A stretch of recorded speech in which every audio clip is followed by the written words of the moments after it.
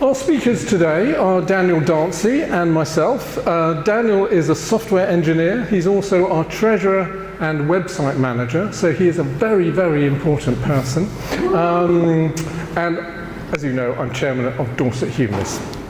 So the idea for this dialogue partly came about because some time ago I said to Daniel, he may remember this or not, how can we get more young people interested in humanism? And he said, be more woke. Do you remember saying that? That was I might have been joking. You might have been joking. Okay. But you see, I take everything you say, I take it seriously, you see. So should we be more woke, or is woke a bad thing? Or maybe you're here because you have no idea what this word means. But that's fine as well. So we're going to present two contrasting views, I think, but we hope that our presentations will be like a Venn diagram. Those of you who are maths, remember your maths, you'll remember what a Venn diagram is. Two big circles on a graph, overlapping with slight differences, but lots of common ground in the middle. So that's what we're hoping for today. And you may be aware of the fact that we covered this particular topic in the latest edition of Humanistically Speaking magazine, which we send to everyone, and I hope that you had a look at that, and you may have read some of the articles on this topic in the magazine. Okay, so will you please give your speakers a big warm welcome?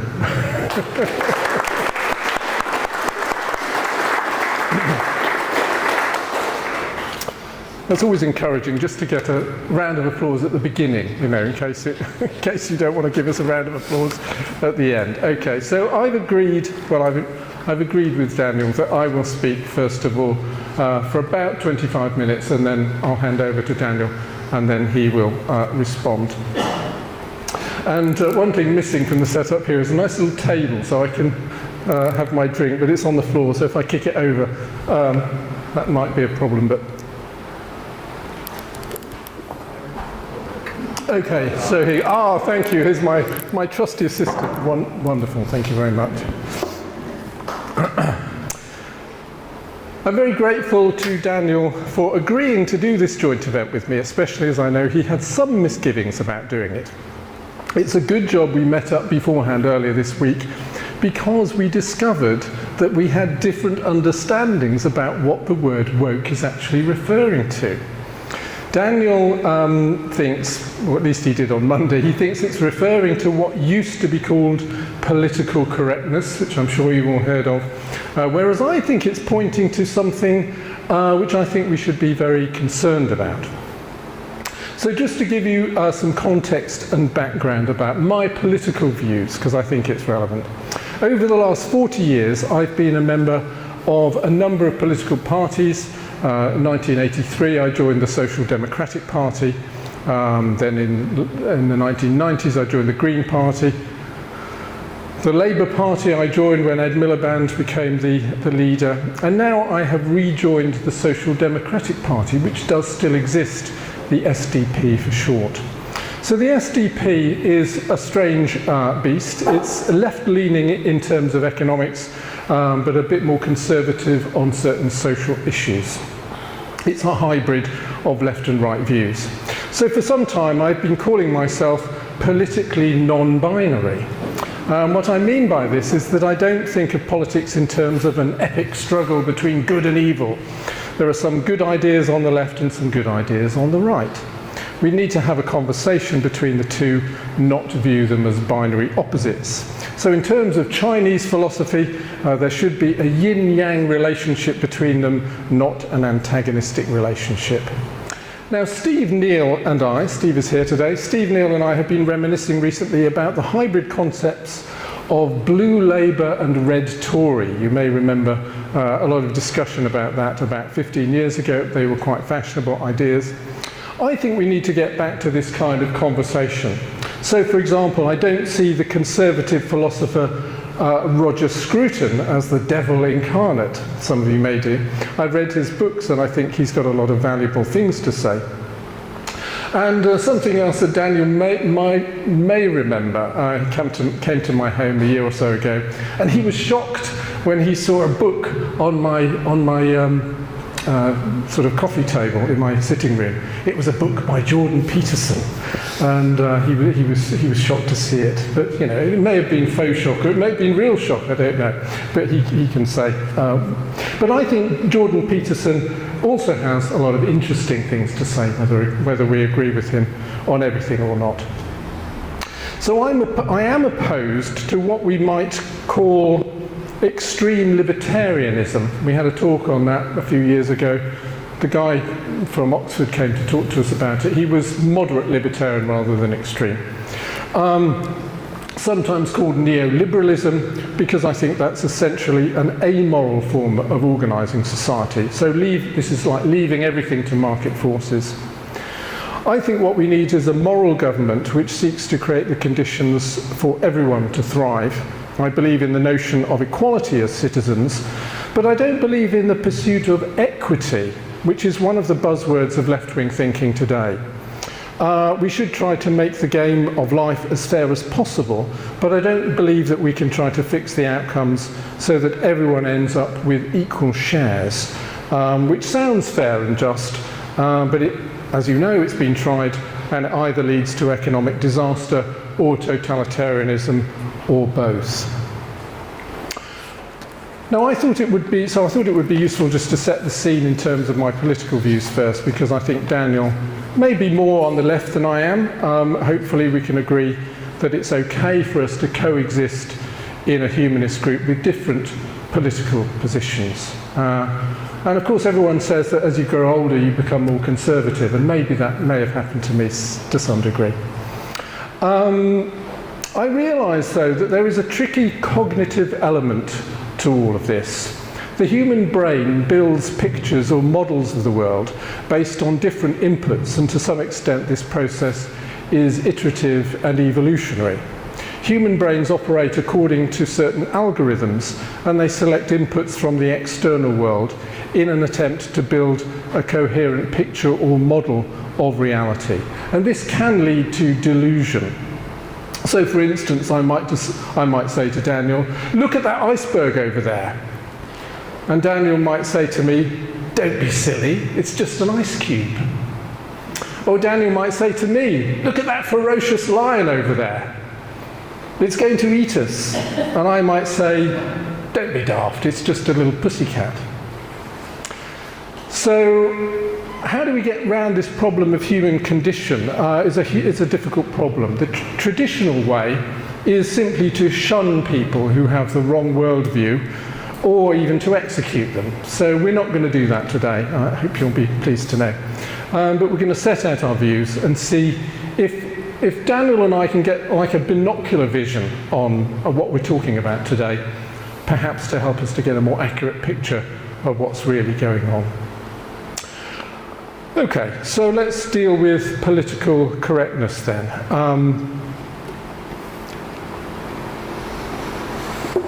So in general, I'm in favour of political correctness, if this means treating people with respect in the way in which you talk about them. So for example, I don't think that you should refer to gay people as benders or faggots, or disabled people as cripples. I don't consider this to be an oppressive restriction on freedom of speech. I think it's about a code of conduct which we should, as civilised people, sign up to.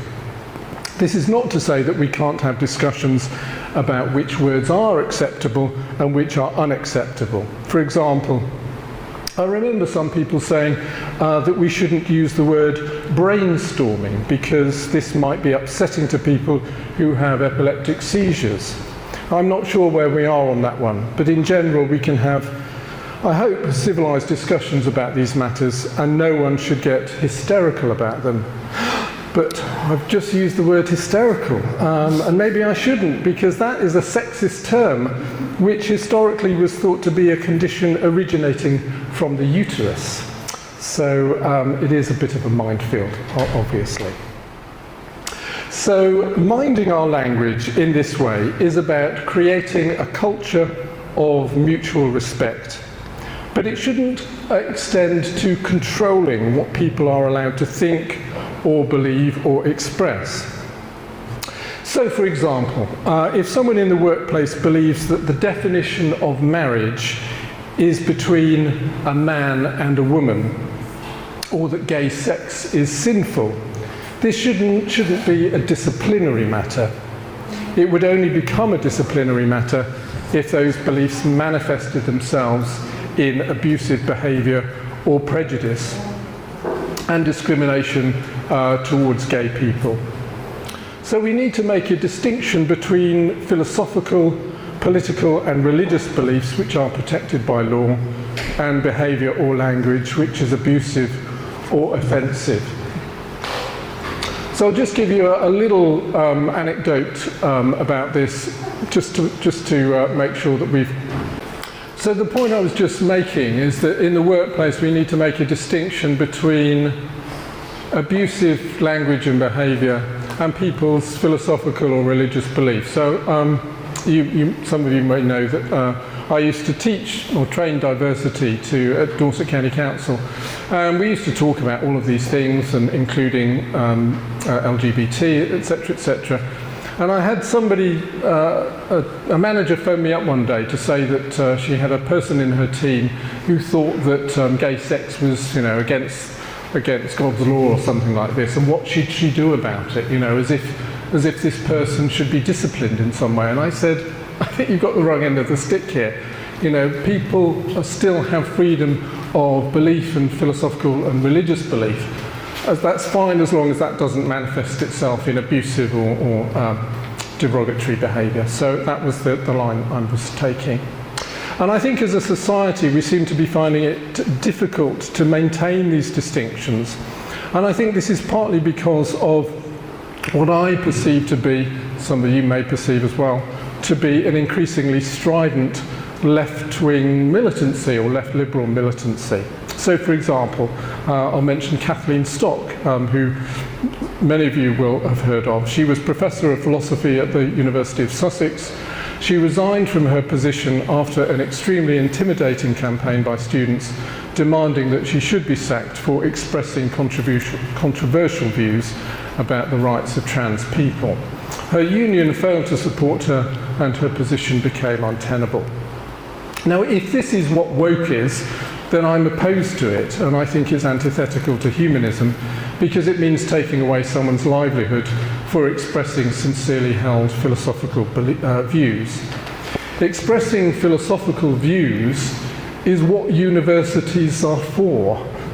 They're not supposed to be places which only permit a certain range of views to be articulated. And we can't have a situation where students have become mini dictators on campus. And there are many, many examples of this, not only in this country, but particularly across North America. So when we met, Daniel and I met earlier in the week, he said he doesn't want people to be angry about woke. Well, this particular case, if we're putting this in under the banner of woke, this particular case does make me angry because I get angry about oppression and intimidation and about attacks on Enlightenment humanism. So a lot of the complaints about wokeism, if I can use that word wokeism, are based on what's going on in America, as I said. For example, in 2019, a diversity professional called Robin DiAngelo wrote a book called White Fragility. It's a while since I read it, and I've not had time to reread it for this talk. To be honest, when I read it, I didn't think it was that bad. But from what I recall, it says quite a lot about white privilege, and that whiteness is a problem, and that we should try to be less white. Now, this might have more salience in America with its legacy of slavery and racial segregation, but it does strike me as racist to say that there is a problem with whiteness. I'm opposed to racism. And there are black people in America who are also opposed to it because it can trap, or this way of thinking, because it can trap black people in a kind of victim mentality. So one of the black intellectuals who's opposed this, or who is opposing this, is called Professor John McWhorter. There's quite a number of people similar to John McWhorter. His latest book, published in 2021, is called Woke Racism: How a New Religion Has Betrayed Black America. So if woke is a form of racism, I'm sure that Daniel will be opposed to it, but of course, it depends how we are defining these things. This is not to say that white privilege is a completely meaningless concept, but what we need is a more complex analysis which doesn't blame all outcome differentials on racism. This more complex analysis was provided by the 2021 report of the Commission on Race and Ethnic Disparities, sometimes called the Sewell Report, which concluded that outright racism still exists in the UK, and yet the evidence reveals that ours is nevertheless a relatively open society. The country has come a long way in 50 years, and the success of much of the ethnic minority population in education and to a lesser extent the economy should be regarded as a model for other white majority countries. End of quote. It found that, another little quote, most of the disparities examined most of the disparities examined, which some attribute to racial discrimination, often do not have their origins in racism. You may remember that the report was widely criticised by commentators, if I say commentators on the left, who seemed determined to maintain the narrative that Britain is a racist country. But it's not difficult to find an ideological motive for this. Radical ideologies thrive only if evil in society is persistent and enduring. If it's admitted that progress is being made towards the desired aim, then the ideology loses its edge and its appeal. So it's not really possible for a radical ideology to admit that any meaningful progress is being made in the direction of the stated goal, because then it would go out of business. This seems to be what happened to the LGB group Stonewall. So it was called LGB up until about 2014. Once gay marriage had been achieved, it came under pressure to add trans rights to its roster of concerns. Now, I don't have a problem with this in itself. Trans people have rights, and I want trans people to be treated with respect. But this shouldn't mean that everything which trans activists are demanding should be put beyond debate. We must have a vigorous democratic debate about how and whether trans rights need to be amended, especially when they come into conflict with women's sex-based rights and the safeguarding of children. Trying to put these things beyond debate is anti-democratic and potentially dangerous. And smearing people who debate these matters as transphobes and TERFs is a form of intimidation and oppression. And I'm against intimidation and oppression. And I get angry about this as well. Now, of course, there can be intimidation and oppression on both sides. We all need to calm down so that we can have civilized conversations about these matters. And that's one of the great values, I hope, of Dorset Humanists, is that we can attempt to do that here. But our media landscape has made that increasingly difficult, as I'm sure you've noticed. A fairly trivial but irritating example of wokeness, you may remember, was when the black actor who played Lady Danbury in the Netflix series Bridgerton, I think her name is pronounced Adjoa Ando. You may remember that during the coronation, or after the coronation, she complained that the royal family on the balcony of Buckingham Palace was terribly white. Well, this may have been an allusion to the fact that the Duchess of Sussex was absent, but even if she'd been there, it would hardly have made much difference to the appearance of the royal family. They are a white family with Anglo-German ancestry. How can they be anything other than terribly white? Complaining about their whiteness is racist, I believe. Another example of wokeness was when footballers started taking the knee in 2020 after the murder of George Floyd in Minneapolis by a white policeman. The trial concluded that this murder was not racially motivated, but of course this does not fit the narrative. Football fans who protested about the ritual of footballers taking a knee were denounced as racist. but maybe the fans were simply objecting to what has become known as virtue signalling. Virtue signalling is compelled behaviour which signals that you've adopted the correct set of beliefs about what is going on in society. Well, I think we should resist compelled behaviour. We should promote freedom of conscience and belief, and people should be free to make or not to make whatever moral gestures they want to. There was another upsurge of wokeness, again, if I can use that word to describe this aspect, in 2020, when people started attacking statues and sometimes throwing them into nearby harbours. I used to attend events at the Colston Hall in Bristol, and I had no idea that Edward Colston was involved in the Atlantic slave trade. Colston died in 1721, and the statue was erected in 1895 to commemorate his reputation as a philanthropist. I think the people who pulled the statue down and threw it into the harbour should have been found guilty of criminal damage. I believe that the jury found them not guilty. But whether the statue should have been removed by democratic consent is another matter. Maybe it should. But should all historic monuments be removed if they have links to slavery or other actions which today we consider to have been oppressive? I'm not sure we would have many historic monuments left. Poor old Baden-Powell was nearly chucked into Poole Harbour at the same time, but I think he's still there. I'm opposed to the idea that we can get back to a kind of ground zero of moral purity in the public square. Surely the answer is education, not demolition. It may be more difficult to defend the bombastic historian David Starkey, but I'll have a go. Let's start by reminding ourselves of the well-known quotation by Voltaire, which you all have engraved on your hearts. I disapprove of what you say, but I will defend to the death your right to say it.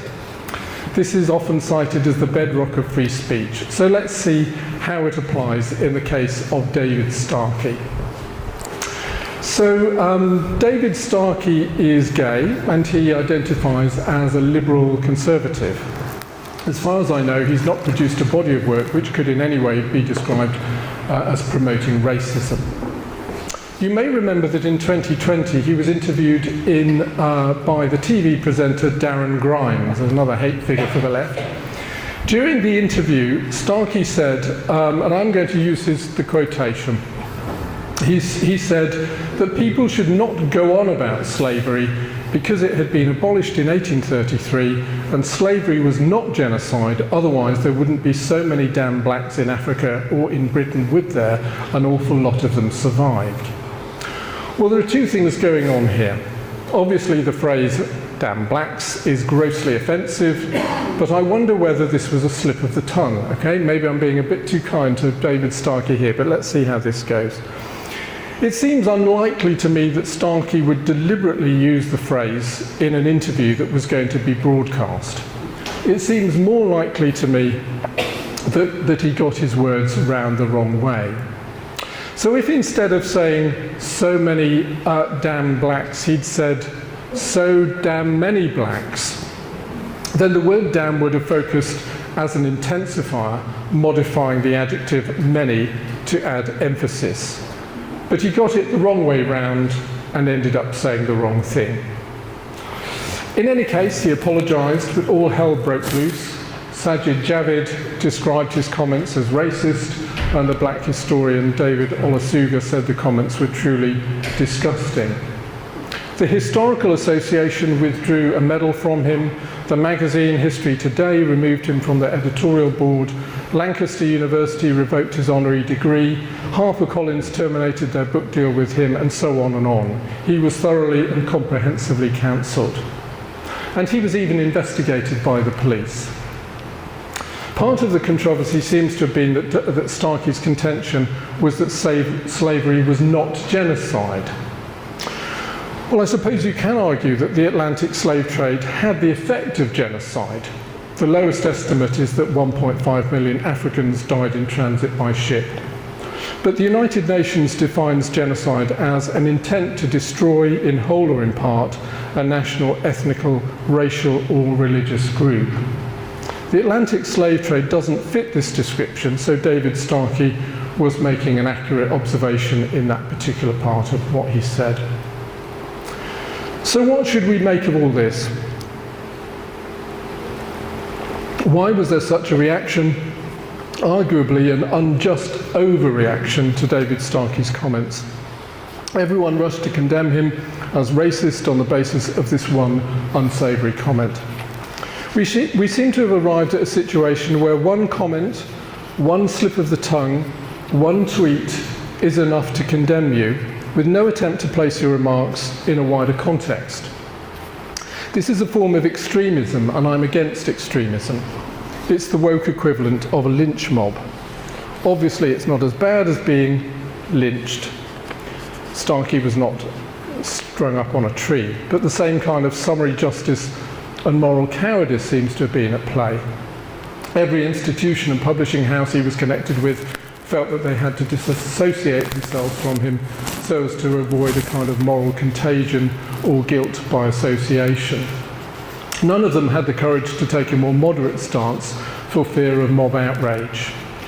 The writer Andrew Doyle, another controversial figure perhaps, has called his book about social justice The New Puritans: How the Religion of Social Justice Captured the Western World. So what seems to be going on is a new form of Puritanism, and this is not progressive. It's taking us back to the 17th century. Another example of woke gone mad is the debanking of Nigel Farage. Now, I'm not here to debate Nigel Farage's political opinions, but the fact that Coutts's bank was keeping a dossier on him which concluded that his values were incompatible with the values of the bank should, I believe, alarm all of us. China allegedly operates what's called a social credit system. If we're moving towards a situation where basic facilities like having a bank account are dependent on having acceptable opinions, it means that we're sleepwalking into a totalitarian society, a strange form of liberal totalitarianism perhaps. I don't think the social justice movement in this radical form is compatible with liberty, freedom of speech or humanism. It's making us hypersensitive, intolerant, fanatical and punitive. And this is what religion is like when it gets the upper hand. So the whole idea of woke, as I'm using the word, can be alluring to humanists because it's radical, it claims to be progressive, and it claims to pursue social justice. But radicalisation is not always a good thing, as we know with radical forms of Islam. So if social justice or woke means eliminating prejudice and discrimination, then of course humanists are in favour of it. But we should be careful not to turn the pursuit of social justice into an ideology or a secular religion, which divides the world up into oppressors and victims, and which conceptualises the world as a struggle between good and evil. It may be the case that the loss of Christian belief in Western societies has left a kind of religious vacuum in people's lives. The neural pathways which religion exploits are still there in the human brain, and it's very easy for secular religions to exploit the same neural pathways. Humanism should resist dogmatic religion in all its forms, whether theistic or political. I've nearly finished, but the way to spot a religion is to ask yourself whether these things are present. I've just got 4 points here. The people who follow the religion or ideology are rigid and dogmatic in their thinking. Number 2, their beliefs are not up for debate. Number 3, they see the world in terms of an epic struggle between good and evil. And number 4, they believe that evil people should be punished. So my basic argument is this: social justice and political correctness in general are a good thing, and humanists should support them if they're trying to eliminate prejudice and discrimination. But when social justice or political correctness mutate into a radical ideology or a secular religion, then I believe that's a bad thing and that we should be opposed to it. Thank you very much for your attention. We'll hand over to Dan to respond.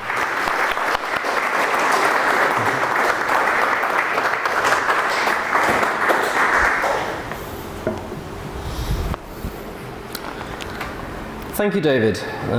I agree with almost everything that you've said, although as you said at the beginning of your speech, we do agree with each other on most things except for the definition of wokeness.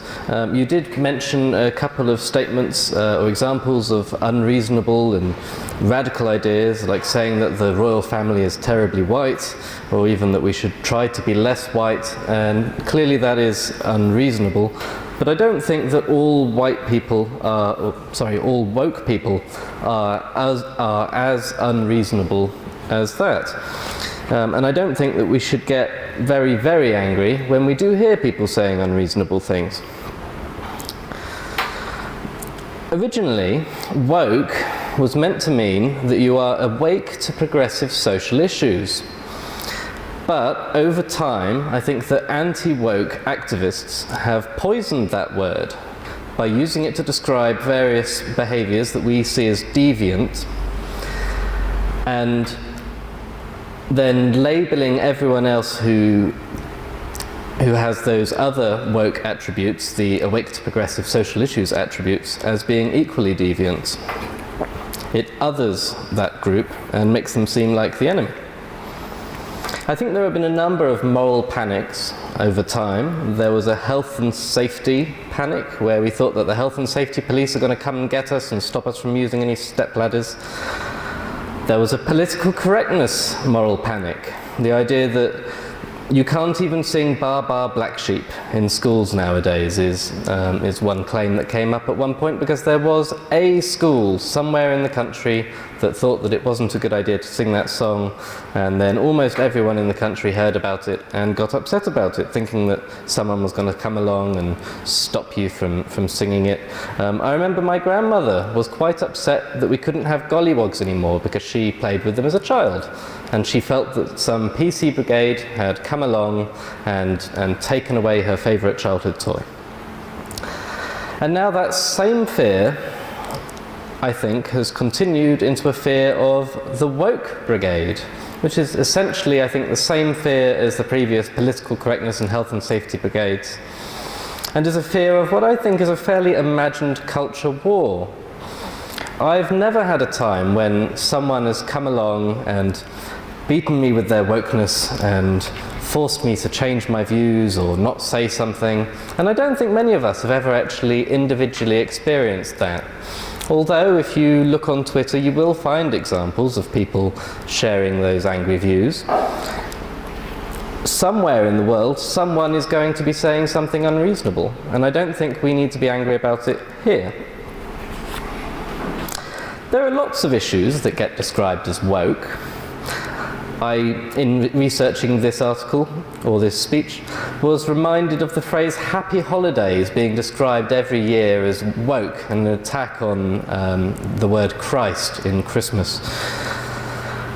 Health and safety, LGBT rights, pronouns, cycling even, environmentalism, gender-neutral bathrooms and competitions, the advertising agency, the BBC, sex education, the police, publishing books in modern language, women's equality, race equality, even the Teletubbies have all been described as woke. For anyone interested, the reason that the Teletubbies was criticised as woke was that the actors playing Tinky Winky was gay, Dipsy was black, Lala was a woman, and Po was Asian, and some people were very upset about that. But where do these woke ideas come from? Is it a committee somewhere deciding on what the new woke thing is going to be? Let's imagine, actually this did happen, a pet website, or a vet website, made an article about gendering your pets. Is it unfair to call your pet a he or a she when you don't really know their gender identity? I think most of us will see this as a bit silly. At the best, it's a bit of harmless fun. But it's not inconceivable that some right-wing thought leader will share an image of this article and say that this is the new woke thing. We're not even allowed to call our dog a good boy anymore because it might hurt his feelings. Well, I don't think there really is a shadow government coming up with all these ideas, and there is, I think, among some people, an idea that these ideas are being produced by some kind of group of globalist elites as part of a new world order trying to change our society. But really, that article was just written by somebody who wanted to draw traffic to their vet website.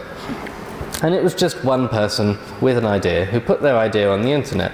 And there's no real reason to get upset about it.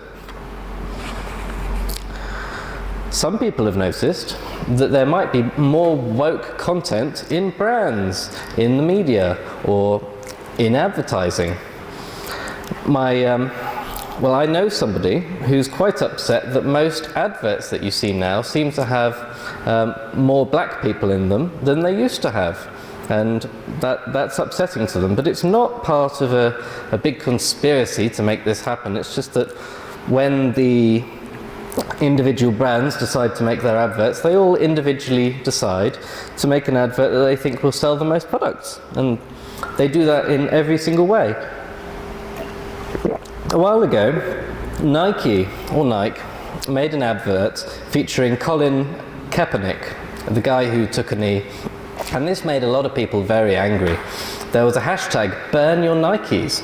And lots of people burned their Nike shoes and bought new ones. In fact, some people burned their Nikes that they had only just bought so that they can join in on the anger.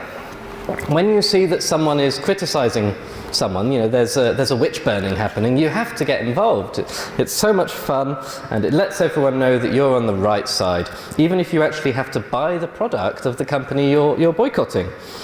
In fact, as a result of all this fantastic free advertising, the value of Nike went up by $6 billion. Not long afterwards, Gillette made an advert talking about how men should maybe take responsibility and not sexually harass women and not bully people, not resort to violence as a first answer. And people thought that that was more woke nonsense, and there was a similar hashtag campaign against Gillette, and their value went up as well, because everyone was talking about Gillette.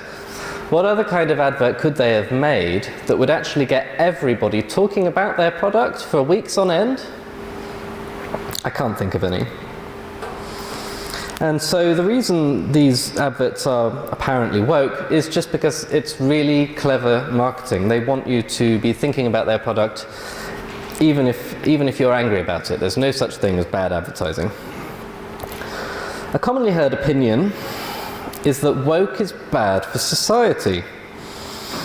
And I do believe that anti-woke discourse actually is equally bad for society. I think that anti-woke discourse sweeps up long-standing social justice movements like anti-racism, anti-sexism and pro-LGBT rights and frames those movements as abnormal, extreme political positions based on a fear of being offended or an unrealistic expectation of fairness or even just virtual signalling.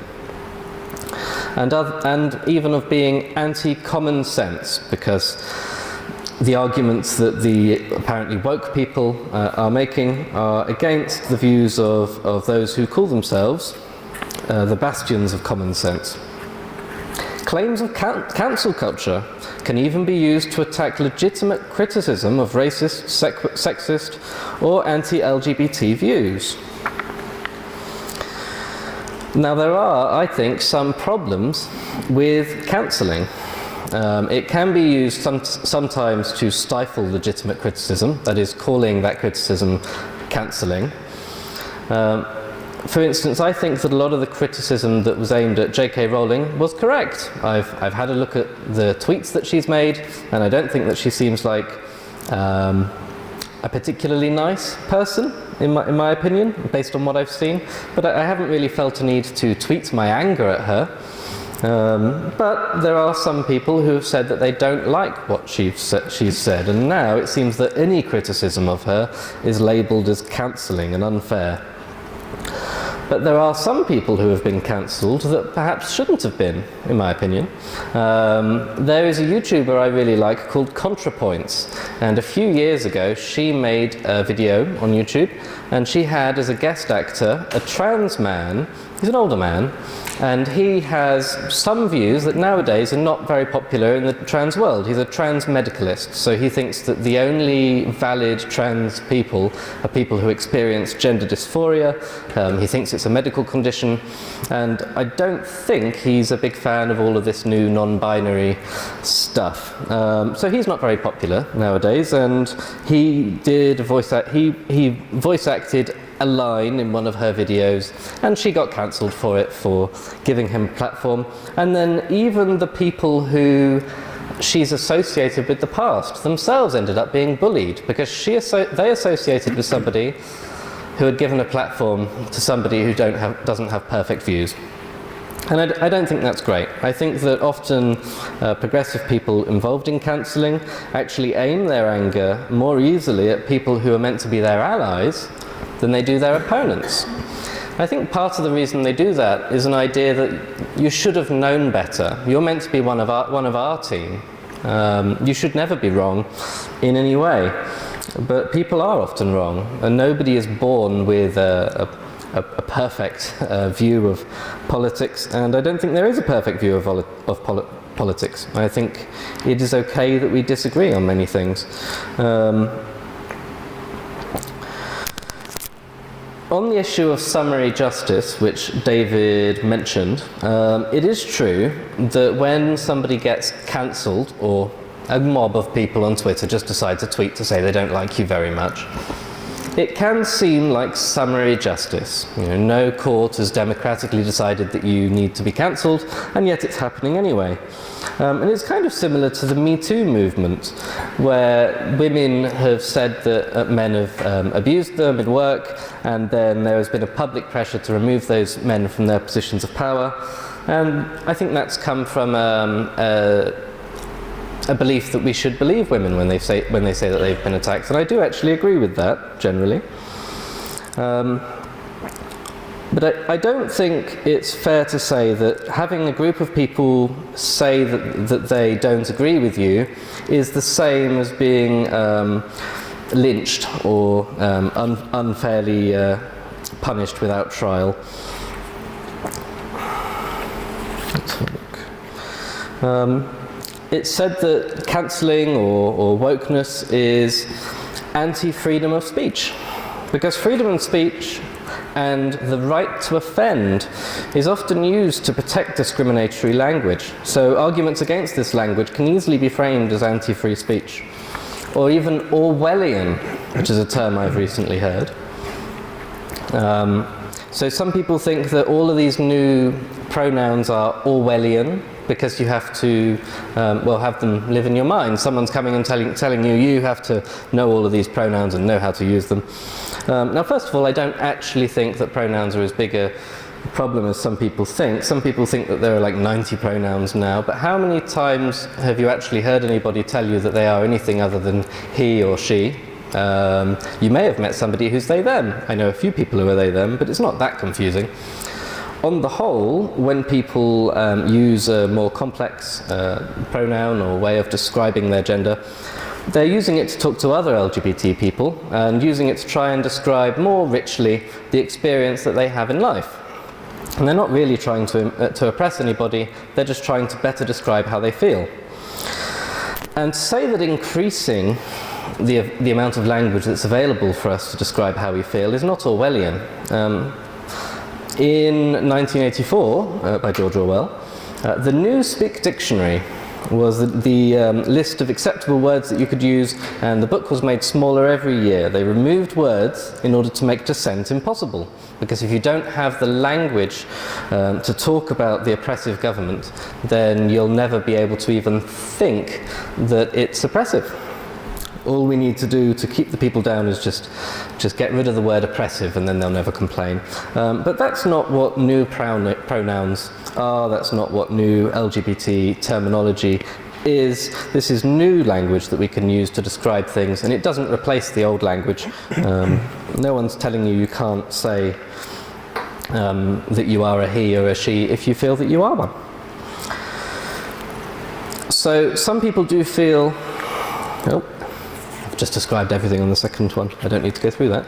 Oh, I would mention, some people say the phrase sex is real, as if that's a revolutionary statement, or brag about their basic understanding of chromosomes, and imagine that trans people are rejecting basic biology and they're saying that their sex is actually changing from the sex that they were born with, or imagine that they think they're magically changing their chromosomes, and that's not true. When somebody says that they're a trans man or a trans woman, they're saying that their gender, the way they feel, doesn't align with their birth sex. They're not saying that they're changing their birth sex. It is unfortunate that the law in this country describes gender as sex when you get a gender recognition certificate. That was a mistake, I think. But trans people, I don't think, are being as unreasonable as some people like to paint them. I think there are some people, Piers Morgan is one of them, who like to say that everything they don't like is woke. And I went on the Sun newspaper and searched woke and saw about 100 different articles of him complaining about woke teachers, woke schools, woke racing, woke everything. And they're looking for examples of wokeism to shock their viewers with. I found that article about the woke pet naming conventions, and they could just as easily have found that article and said that that's the new woke thing, and it makes people very angry. But I don't think that we need to be very angry all of the time. So I would encourage you all not to buy the Sun newspaper. But I doubt too many of you read it already, actually. So I'm on my final cards here. In summary, I have to admit that someone somewhere is acting unreasonably. But I don't think that should prompt us to be extremely angry, or to feel that we're being attacked, or that there's a mob against us. I don't think that there is one, really. And I think I've mostly described woke here as being a moral panic based on a fear of the Health and Safety Brigade, the Political Correctness Brigade, and now the Woke and Culture War Brigade. And that is, I think, a bit different to what David has said. So we do see the definition of woke as being a bit different. But then I do agree with almost everything that David said. It's just that I don't think that when most people say the word woke nowadays, that's what they're thinking of.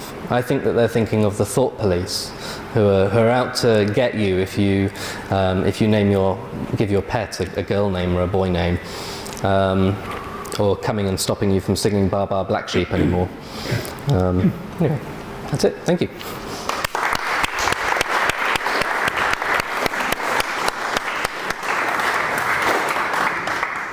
I'm so angry!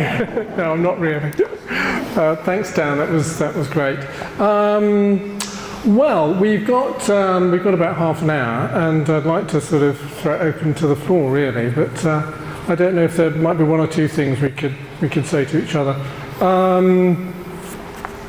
I mean, I come back to this analogy I had of the iceberg and the ice cube. I think I am seeing more of an iceberg, and you seem to be seeing more of an ice cube in some respects. You know, so there's a difference of what we're seeing out there, and it might be just the way we're modelling what's going on in the world. I'll just mention a couple of things. Yeah, that song Bar Bar Black Sheep, I think if I was a primary school teacher, I might actually ban that song. We've got one or two sort of former primary school teachers here. Maybe it did actually make black people in a class feel bad, so maybe there was a good reason for that, but I don't know, that's going back quite a long way. On the pronouns thing, I mean, I gave a talk to Farnham Humanists a few months ago. It was about the trans debate. And there was a university lecturer in the audience, and we were talking about pronouns, and he puts his pronouns at the bottom of his email, you know, he, him. And his He has to do that. That's compulsory. The university makes him do that.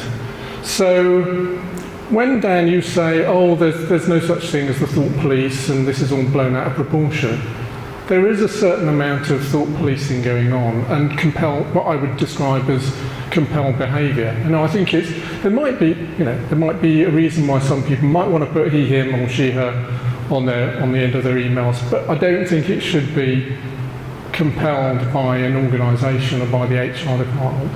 So I am seeing some more problems, I think, than you're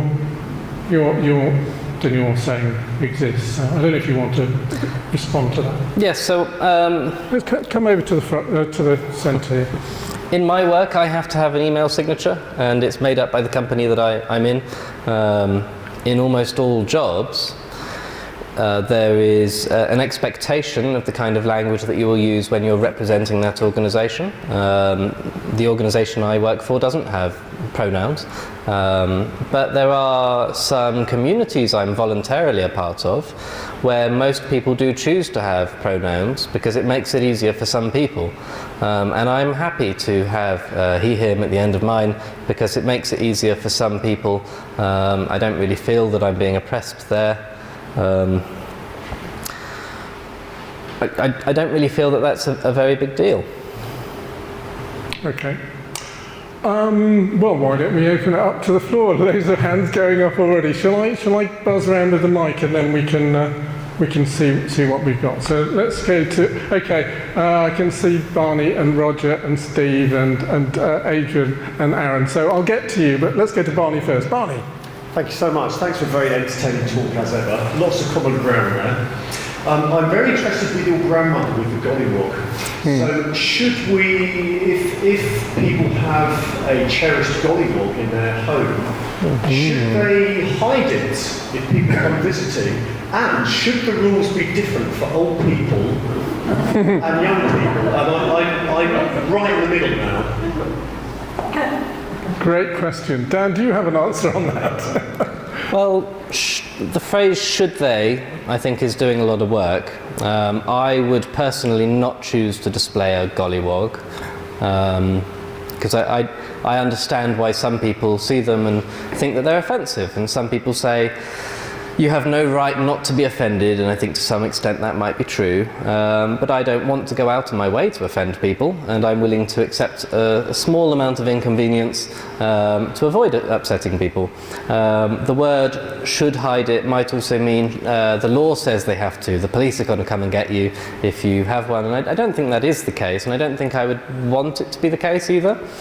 But if one of my friends asked me, should I buy and display a gollywog display, I think I would say I think you should really consider not doing that. I don't think it would be in very good taste. I went to the home of quite an elderly Jewish lady a few weeks ago, and she had a cabinet with all of her sort of stuff in, and there was a little collection of gollywog brooches. I didn't say, how can you possibly have those gollywog, in your cabinet? I think it's probably a good idea that gollywogs have been phased out by Robertson Jam. I mean, I would certainly be woke in that situation, to be honest. But what's your view, Barney? What do you think? And then I'll get to others. My view is that, with some regret, yes, I think they probably should be tucked away. But I'm very interested in young people who seem to be very tolerant of grandparents having views which are often not considered proper. And it's okay if it's a grandparent, but if it's a young person, they ought to know better. And I'm very interested in at what age. And we have a young person here who might be able to answer it for us. Right, let's go to, yes, take the mic, yeah. Yeah, I was wondering, because my cousin, she's gay, and we were out to lunch with our grandparents. Just hold that a little bit closer, yeah, that's it. Yeah, and we were out with my grandma and grandpa, and they don't know that she's gay, they don't know what they think if they did know. But our grandma was like, oh yeah, will you two get boyfriends? And I was like, all girlfriends, and my cousin like kicked them under the table, and I was like, oh, I didn't know we should be like hush-hush around grandparents, because I personally think they'd be quite tolerant. but she didn't want to tell them, so I was like, oh, okay. I did like say all girlfriends and point to her, but I was just putting it out there. She was like, no, don't say anything, don't say anything. So you think the rules should be the same regardless of age? I don't think it's a problem to hide it, because I don't think that most people, like, especially not my grandparents, would be like, oh, I'm going to disown you for saying that. Like, I think they'd be like, oh, okay, sure. Oh, was this you? You know, I don't think they do.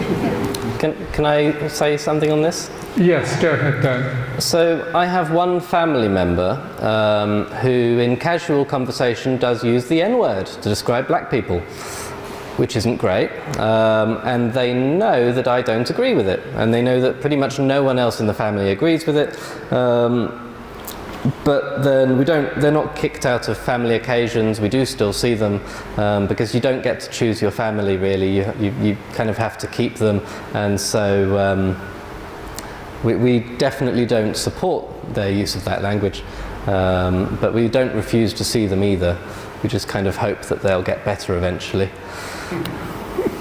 Okay. Gentle encouragement. Kathy wanted to come in. Only this is just a story, really. Hold that to your mouth. On the Dollywood thing. When I was doing special needs volunteering at BSO in Namibia, I was in the middle of nowhere. I went around schools and tried to help get children to school. And I went into one school and being a brilliant girl on one of my courses, I went out to support her in the classroom. And she was reading Little Black Sambo. And the children were loving it. And I said, we wouldn't read that anything, obviously we'd probably give you the book. But I thought, it just depends on the people around you. Because she couldn't see that it's offensive. I thought it was really interesting. I could see it as offensive. But just it was common. And also, there's an awful lot of grandparents in this room, and a lot of us have got lots of gay, colour, I don't know what the correct word now is, woke word, it's for different skin colours, different genders and trans. Most of us here, I should imagine. Yeah, there's no excuse for any grandparents to be heteronormative anymore, is there?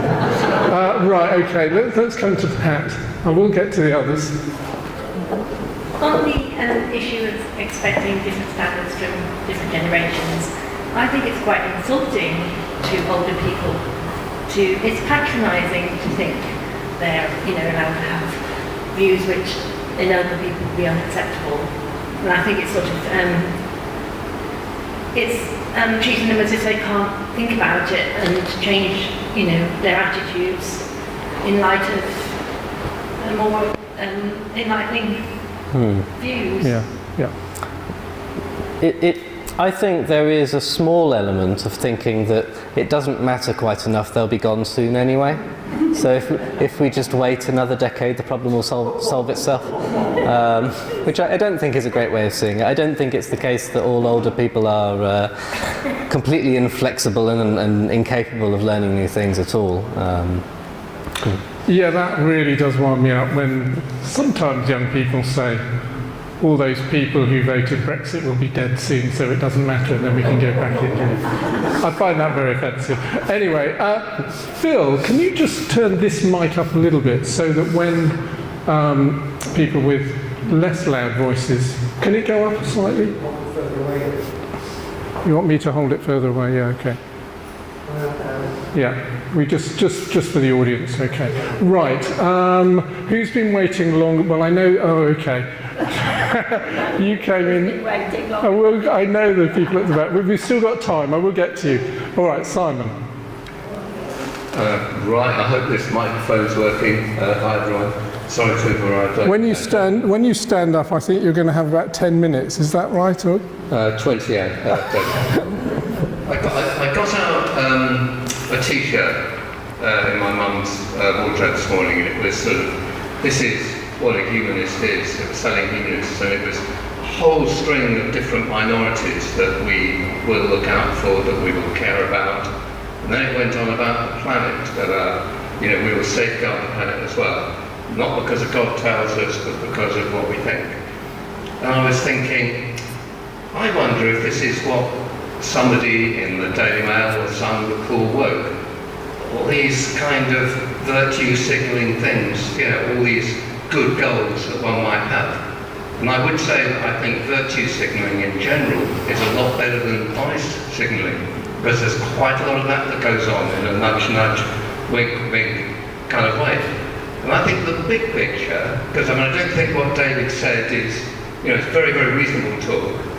The big picture is that the Tories have got a huge problem of how to get themselves elected again or not to be swept away out of power. So the fact that there are so many articles in The Sun or the Daily Mail. So this morning, for example, I was seeing in my newsagent, Daily Telegraph, the main headline, what's the most important thing in the world?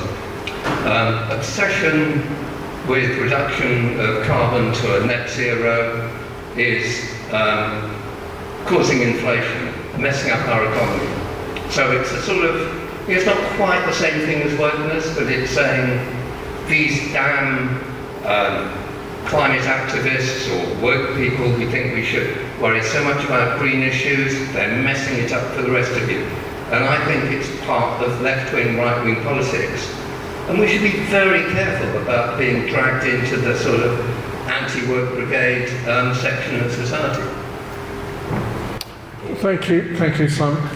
Dan, I'll go round unless you step in and want to respond to anything. Is that all right? Because lots of people are still waiting.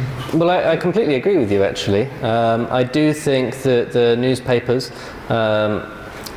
they are trying to keep the narrative going in a certain direction. They want to keep their, I don't want to say puppet government in power, but they want to do that. And I think partly the way that they're trying to do that is to keep people angry about trans people, about people sitting in the roads while you're trying to take your kids to school, about climate activists throwing soup over paintings.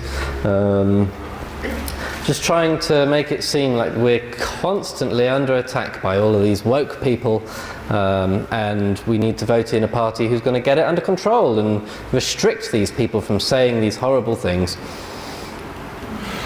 Okay, Chris. Well, very briefly, speaking as a grandparent, if you do the maths, you will find that grandparents of my age, which is 76 last time I looked, grew up in the 60s. So it's possible that you're aware of very elderly grandparents, or you just haven't met the right ones yet. Okay, I'll get to you, Peter, in a minute, but let's, and I'll get to you as well, but people at the back have been waiting. Steve. Okay, I just wanted to discuss and ask you to say what your 4 points were to spot what a new religion was or something. I mean, I can't remember off the top of my head what they were, but would that apply to pretty much any new belief system or political ideology? From what I remember, they all seem to sort of have an element of dogmatism to them and unchallengeable sort of ideas. And so would that apply to virtually all political ideas as well? Okay, Steve. Well, I won't read out the 4 points there, but maybe I'll put them in the bulletin. But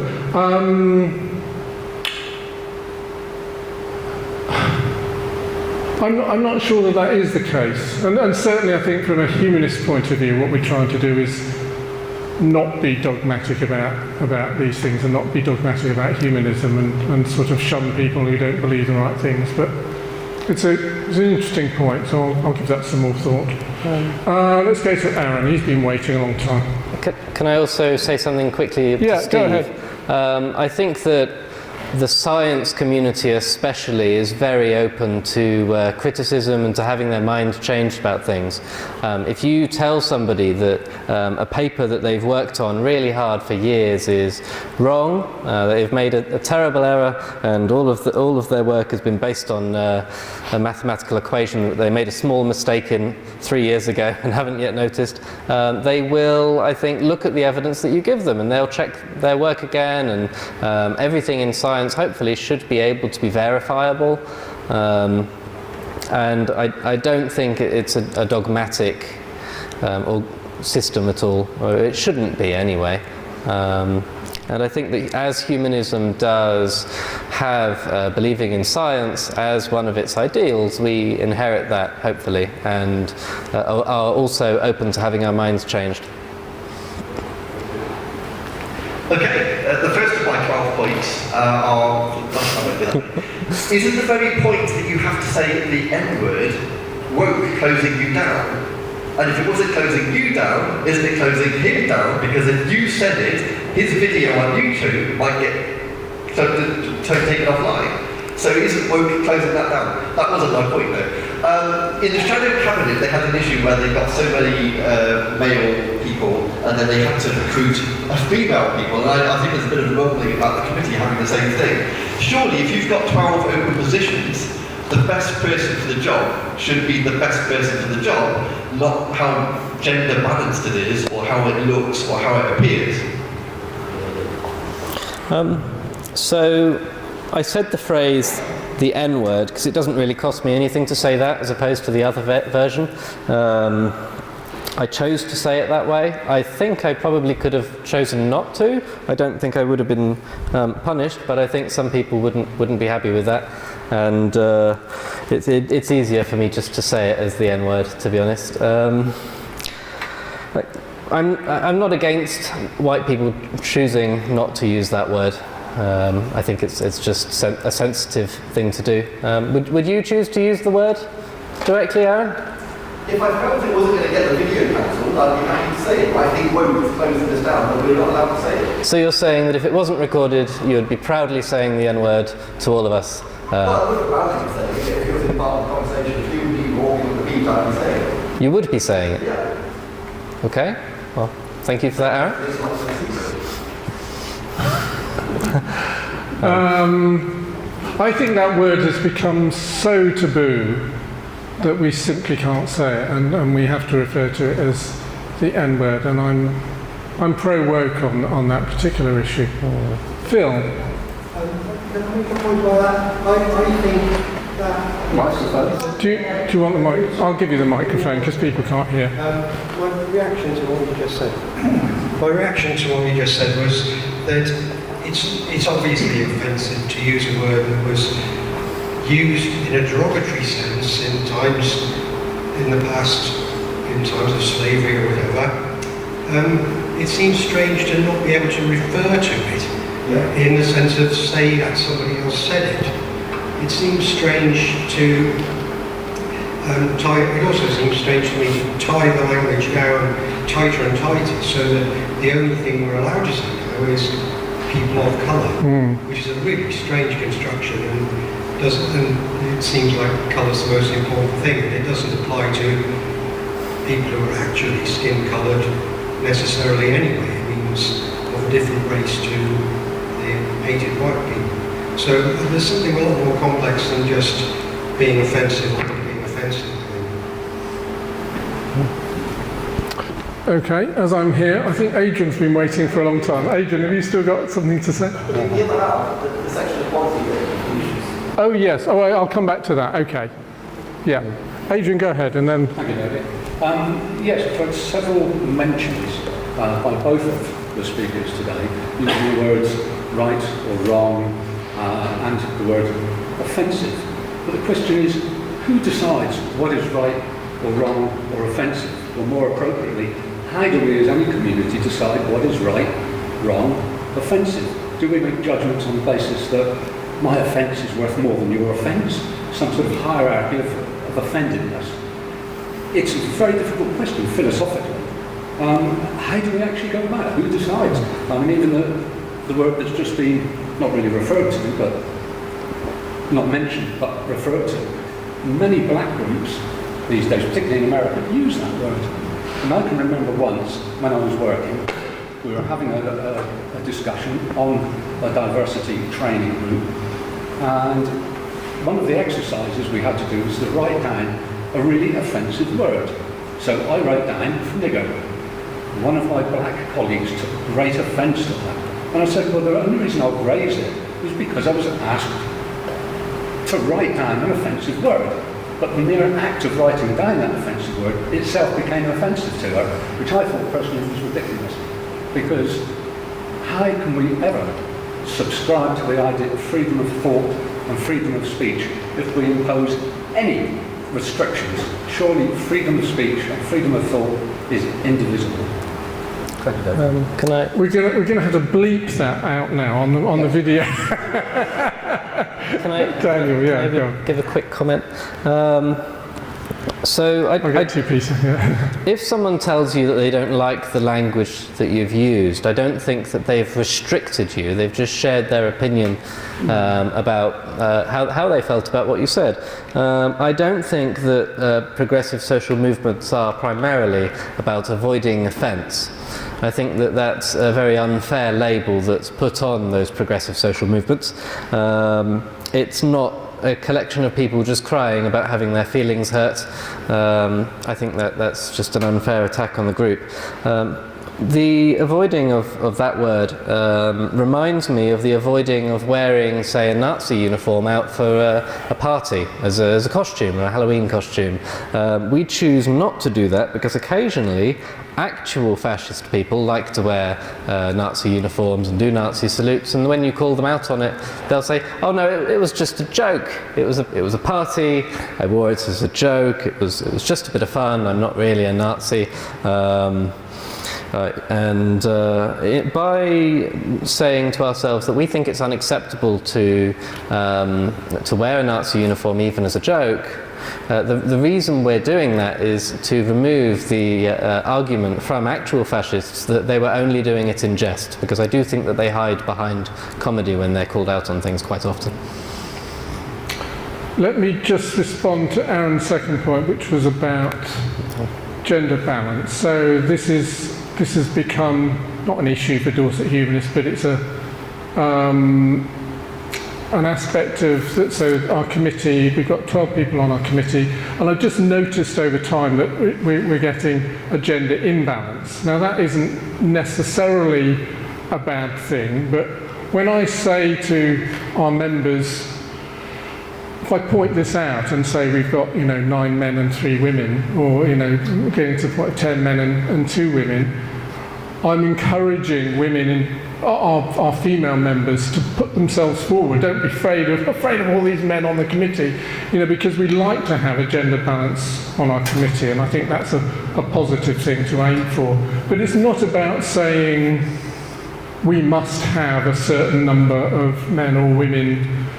Because I agree with you, Aaron, that it is about the best people for the job, but we don't have a rigorous interview process for the committee.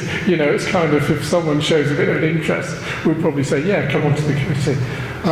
So does that help to answer? It is just about saying we encourage women to put themselves forward and join our committee. Does that sit all right with you, Aaron? Yeah, that covers our part. I think maybe we're at the part where they had a guardian to MP last time, so next time we need a female on that board. Okay, so if it becomes like a sort of almost positive discrimination in that sense, I think that is probably going too far.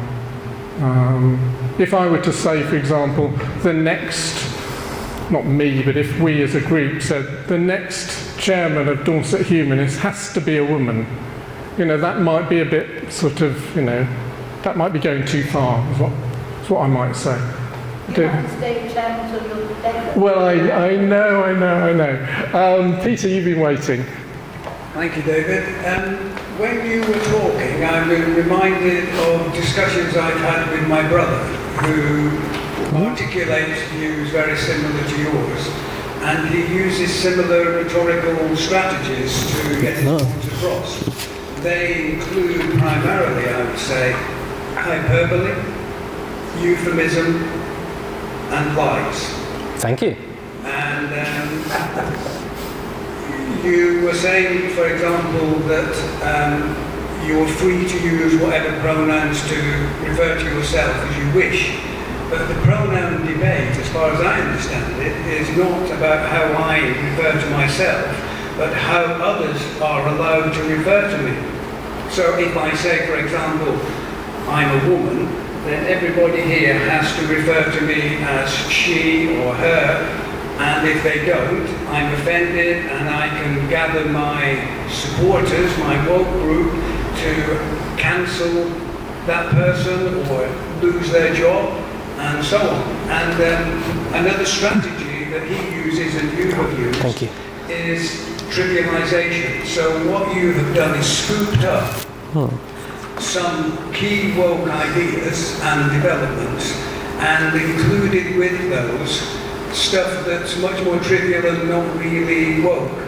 Now, if we come to the issues that upset people, it's things like having their talks cancelled, having pressure on companies to fire people who articulate certain views.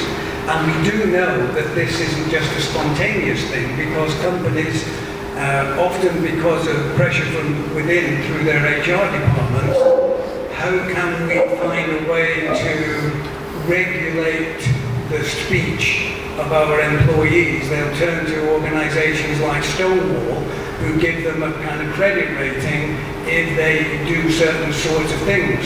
So there's a movement behind a lot of woke control of language that isn't readily apparent. And in accounts like yours of what woke isn't, you seem to have omitted any comment on those kind of more significant yet often hidden aspects of the woke view. Can I reply quickly to that? Of course.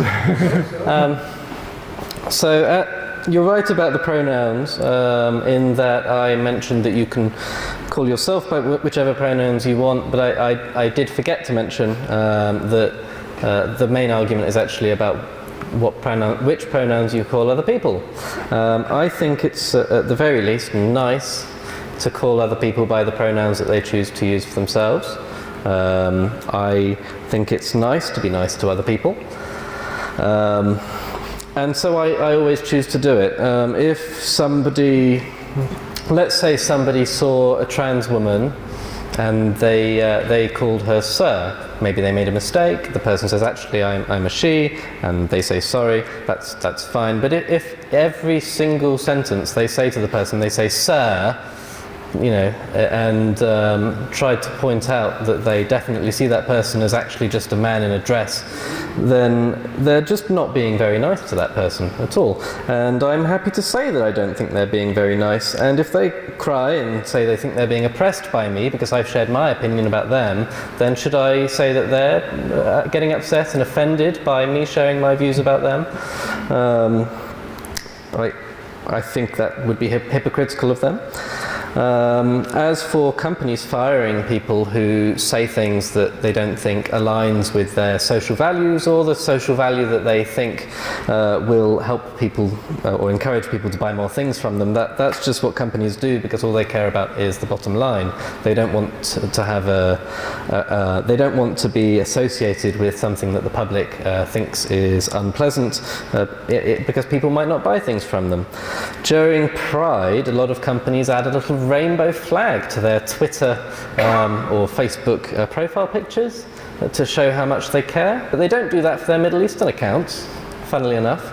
And they didn't do that before Pride was a popular and big enough group that it actually had some spending power behind it. I don't like the way a lot of big companies behave, but I don't think that they are genuinely part of a social movement to improve people's social conditions or improve awareness of progressive issues. I think that they're just kind of tagging along because it makes them money, and that's all they ever do. Or they're being used by groups because they have the right to fire people who those groups disagree with. Sure, yeah, companies can choose who they hire. Can we think of any other opinions that companies could fire you for? It's illegal to fire someone now because they're gay or black, but people used to get fired because they were found out as being gay before that became illegal. Can I just say, I think, you know, this is a fantastic conversation, but we've just got a few more minutes left. I'd like to get a few more people in, because John, I think you've been waiting, and and Eric as well. John, do you want to say something? Well, I just want to declare my pronouns young man. Okay, did we all get that? John's pronouns young man. Okay, lovely, thank you. Eric, I hope you'll be as brief. I wouldn't have brought up the subject of the N-word if it hadn't been brought up already. I have no problem with it in context. I've got no problem with any word in context. I have a black South African friend and she has a black South African sister. When they talk on the phone, one says to the other, "Hi, how's the nigger sister?" Should she not do that? There was a pop group back in the 1970s called Niggers with Attitude, NWA. There was a book written by Joseph Conrad about 1900 called The Nigger on the Narcissus. These are all uses of the word by people in context at the time, and I wouldn't use the word myself unless it were in context. I don't use other words beginning with F and C unless they're in context. Everything ought to be in context, no matter what it might be. Now, getting on to the subject today properly, we should not even be talking about or using the word woke. It is an African-American dialect word, and we have appropriated it. And appropriating other cultures is illegal. We shouldn't even be mentioning that four-letter word beginning with W. It should be the W word. So there. We're running out of time, Eric. Very briefly, there's a group called UK Finance, which wants to ban the word black market because it's racist. In South Africa, or Southern Africa, there is a place called Lesotho, where when you bid someone farewell in the local language, it translates as white road. Is that racist? Thank you very much, Eric. Simon, you want to get in just before the wire, so Simon. Sure. Yeah, okay, we've dealt with language, but what about face paint? I'm thinking of the blacking up at the Lewis fireworks, which has been done for centuries, and then recently it's been banned because it might upset somebody or other. What's your opinion? I'd like to hear from both speakers their opinion on that particular prohibition and that bit of virtue signalling. Thank you. Well, I didn't actually know about the Lewis fireworks until you just mentioned it, so I haven't yet developed a strong opinion on it.